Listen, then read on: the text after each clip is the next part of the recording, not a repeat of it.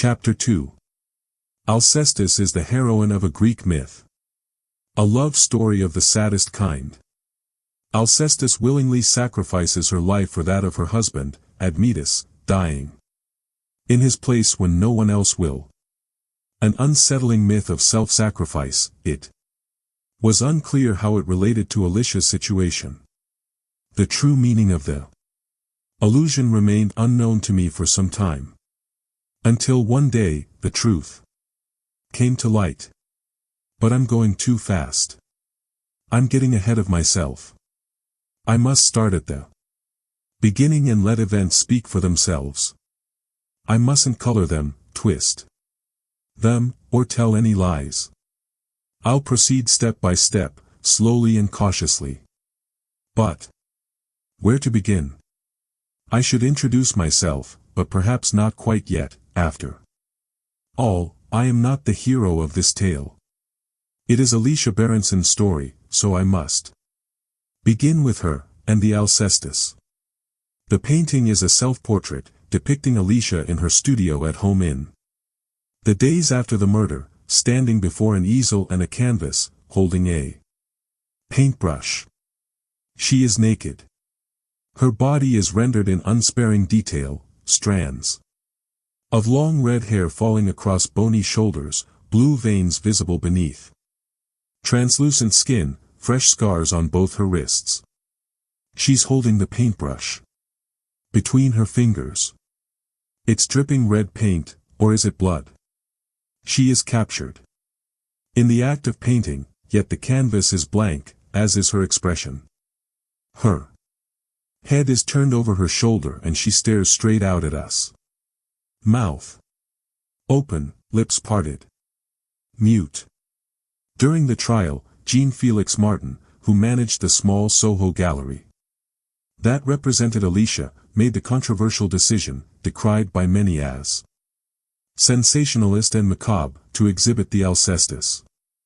The fact that the artist was currently in the dock for killing her husband meant, for the first time in the gallery's long history, queues formed outside the entrance. I stood in line with the other prurient art lovers, waiting my turn by the neon red lights of a sex shop next door. One by one, we shuffled inside. Once in the gallery, we were herded toward the painting, like an excitable crowd at a fairground making its way through a haunted house. Eventually, I found myself at the front of the line, and was confronted with the Alcestis. I stared at the painting, staring into Alicia's face, trying to interpret the look in her eyes, trying to understand, but the portrait defied me. Alicia stared back at me, a blank mask, unreadable, impenetrable. I could divine neither innocence nor guilt in her expression. Other people found her easier to read. Pure evil, whispered the woman behind me. Isn't she? Her companion agreed. Cold-blooded bitch. A little unfair, I thought, considering Alicia's guilt had yet to be proven. But in truth it was a foregone conclusion. The tabloids had cast her as a villain from the start, a femme fatale, a black widow. A monster. The facts, such as they were simple. Alicia was found alone with Gabriel's body, only her fingerprints were on the gun. There was never any doubt she killed Gabriel. Why she killed him, on the other hand, remained a mystery. The murder was debated in the media, and different theories were espoused in print and on the radio and on morning chat shows. Experts were brought in to explain, condemn, justify Alicia's actions.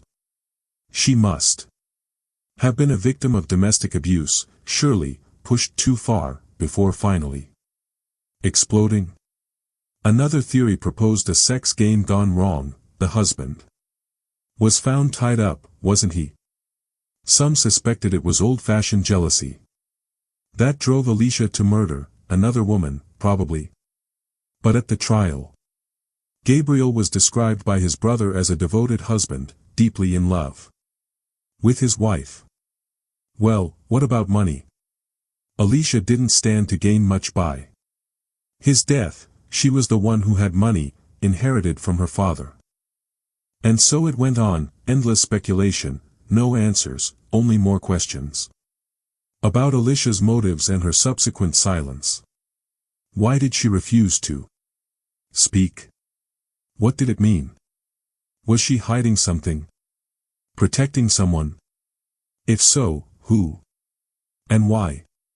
At the time, I remember thinking that while everyone was talking, writing, arguing, about Alicia, at the heart of this frantic, noisy activity, there was a void, a silence.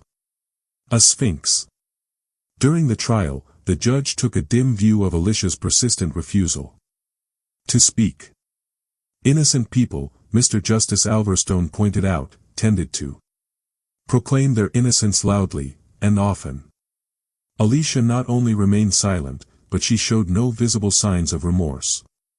She didn't cry once. Throughout the trial, a fact made much of in the press, her face remaining unmoved, cold, frozen. The defense had little choice but to enter a plea of diminished responsibility. Alicia had a long history of mental health problems, it was claimed, dating back to her childhood. The judge dismissed a lot of this as hearsay, but in the end he allowed himself to be swayed by Lazarus Diomedes, professor of forensic psychiatry at Imperial College and clinical director of the Grove, a secure forensic unit in North London. Professor Diomedes argued that Alicia's refusal to speak was in itself evidence of profound psychological distress, and she should be sentenced accordingly. This was a rather roundabout way of saying something that psychiatrists don't like putting bluntly. Diomedes was saying Alicia was mad. It was the only explanation that made any sense. Why else tie up the man you love to a chair and shoot him in the face at close range? And then express no remorse, give no explanation, not even speak. She must be mad. She had to be. In the end, Mr. Justice Alverstone accepted the plea of diminished responsibility and advised the jury to follow suit. Alicia was subsequently admitted to the Grove, under the supervision of the same professor Diomedes, whose testimony had been so influential with the judge. If Alicia wasn't mad, that is, if her silence was merely an act, a performance for the benefit of the jury, then it had worked. She was spared a lengthy prison sentence, and if she made a full recovery, she might well be discharged in a few years. Surely now was the time to begin faking that recovery. To utter a few words here and there, then a few more, to slowly communicate some kind of remorse. But no. Week followed week, month followed month, then the years passed, and still Alicia didn't speak. There was simply silence. And so, with no further revelation forthcoming, the disappointed media eventually lost interest in Alicia Berenson. She joined the ranks of other briefly famous murderers, faces we remember, but whose names we forget. Not all of us. Some people, myself included, continue to be fascinated by the mystery of Alicia Berenson and her enduring silence. As a psychotherapist, I thought it obvious that she had suffered a severe trauma surrounding Gabriel's death, and this silence was a manifestation of that trauma. Unable to come to terms with what she had done, Alicia stuttered and came to a halt, like a broken car. I wanted to help start her up again. Help Alicia tell her story, to heal and get well. I wanted to fix her. Without wishing to sound boastful, I felt uniquely qualified to help Alicia Berenson. I'm a forensic psychotherapist and used to working with some of the most damaged, vulnerable members of society. And something about Alicia's story resonated with me personally. I felt a profound empathy with her right from the start. Unfortunately, I was still working at Broadmoor in those days, and so treating Alicia should have, remained an idle fantasy, had Not fate unexpectedly intervened. Nearly 6 years after Alicia was admitted, the position of forensic psychotherapist became available at the Grove. As soon as I saw the advert, I knew I had no choice. I followed my gut, and applied for the job.